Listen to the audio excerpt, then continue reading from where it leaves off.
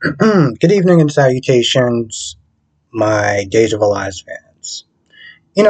This scene with Melinda and EJ, it's like they both have valid points, and yet they both come across as a bunch of selfish hypocrites, right? EJ Smith is saying, "I can't believe you would take a child from a woman, from Nicole. She didn't deserve that. You're practically so wrong. You're gonna rot in hell and everything like that. How heartless can you be?" And Melinda's like, "And you're doing the same thing to Eric. And why is that? Because of one drunken kiss. So you're gonna rip that child away from his father. You're no better." And the one thing that a couple of things, but like one of the things I noticed is that, you know, EJ talks about how that child's gonna want for nothing. He's gonna grow up. He's gonna be happy and loved and everything. But Melinda's like, you resent Eric, right? And talk about all the traits that's gonna be passed down to him. So, in a lot of ways, you're gonna grow up resenting that child. You're gonna grow up resenting that child because of Eric. The sad thing is that Melinda knows this, and she talks about how terrible that's going to be for that child. But you're no better than him because you don't want to go to jail. So, knowing that child's future, you're more concerned about yourself than anything else in the situation. So, in reality, you watch this scene, and while you're looking at it, be like, "Oh, I don't like EJ because of this, or I don't like Melinda because of that." It's like at the end of the day, they're both no better than each other. They're two selfish, evil, vindictive people that don't give a damn about either one of them. They just care about themselves. Eric and Nicole. I know there's a lot of people that like them. I find them both to be very nauseating. You know, um,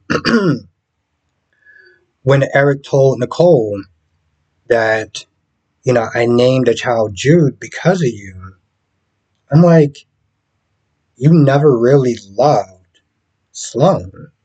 And don't get me wrong, I think Sloan is totally trash for what she did, and I thought that she was very pathetic. But at the end of the day, you didn't even really love her. You didn't name that child.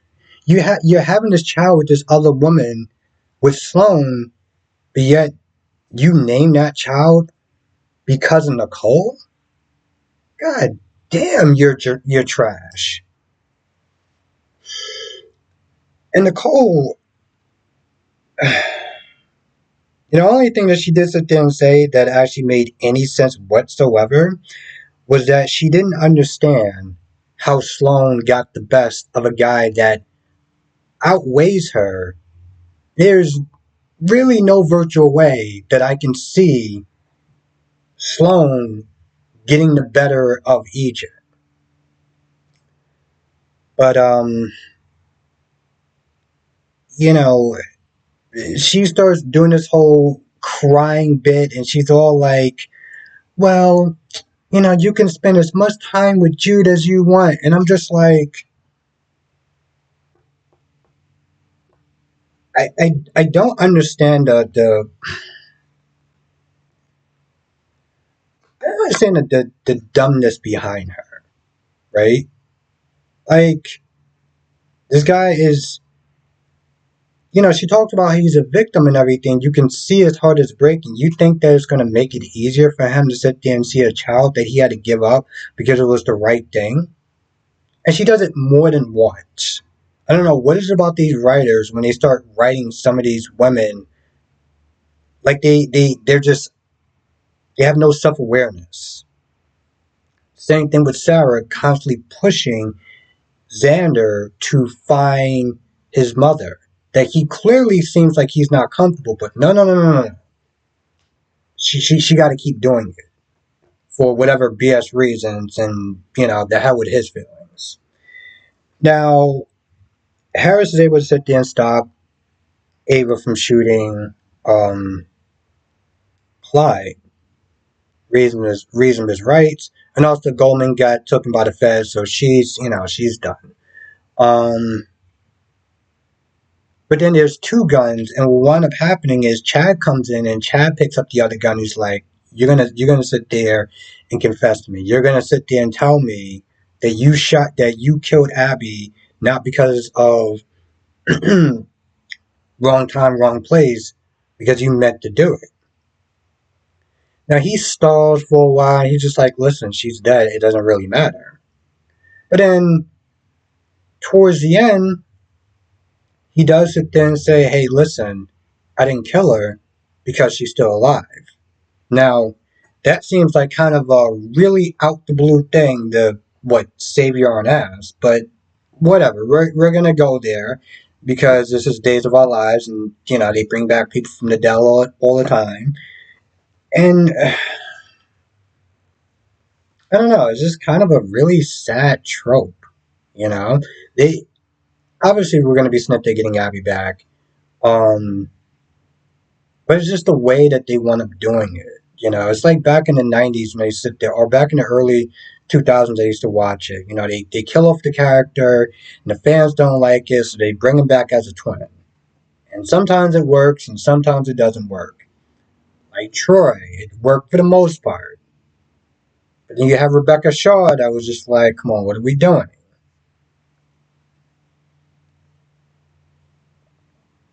Putting to kill off the character, just kill off the damn character. If you're gonna bring back the character later on, then find a way for them to be injured or leave town, and this way they can actually come back and it will make sense. Instead of this kooky nonsense that they're doing. Um, Rafe, after talking to Nicole, talks to Stefan and tells him about how Belinda is pretty much blackmailing him to help her out, and she'll keep the book in safe hands. Now they're it's a long shot, but they're hoping that Clyde is able to sit there and somehow help Gabby out by because Gil was his guy. So if he could sit there and shed some light on what he's doing, it may help out Gabby's case. But also, Rafe was like, listen, we never really always saw eye to eye on a lot of stuff, but you being faithful and really standing by Gabby meant a lot. Of course, he feels super guilty because he wound up having that one night stand with Ava. That truth is going to come out. That truth is going to come out. And they just talking about different ways of trying to get Gabby out, which we know from the grapevine that we're going to be getting a new Gabby. Now, whether fans like her or not, it's up in the air. But we are going to get a new Gabby for better or worse. And eventually that truth will come out. He's going to have a lot of explaining to do. So he's not, he may start off with a happy reunion, but, for the people that really likes that couple, just understand that eventually that's going to come out and it's going to be a very rocky road.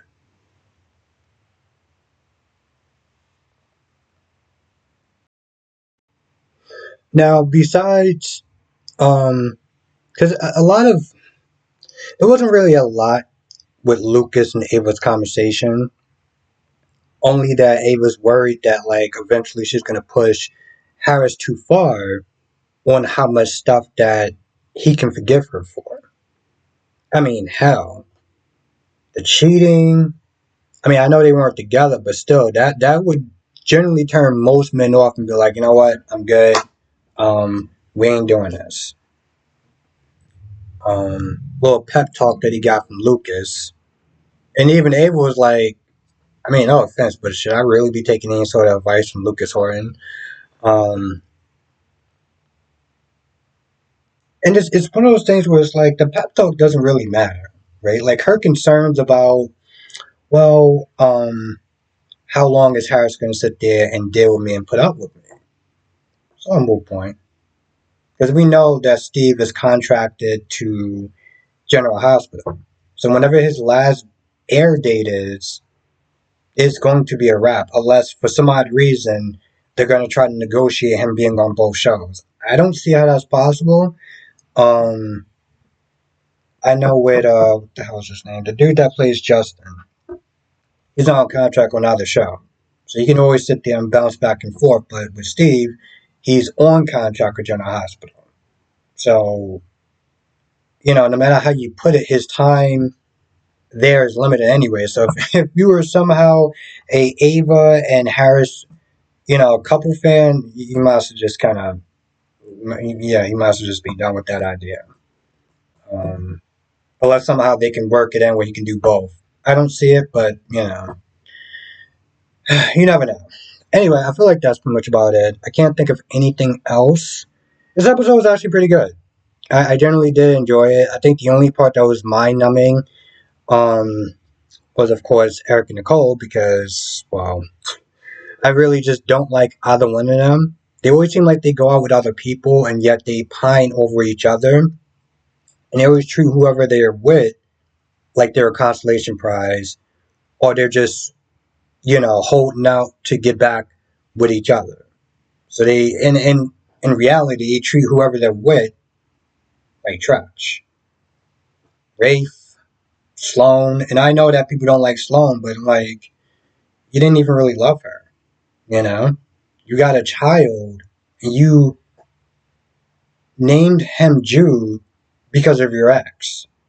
Sloan went way out of her depth to sit there and try to keep that family going. And at the end of the day, he was sitting there pining for Nicole.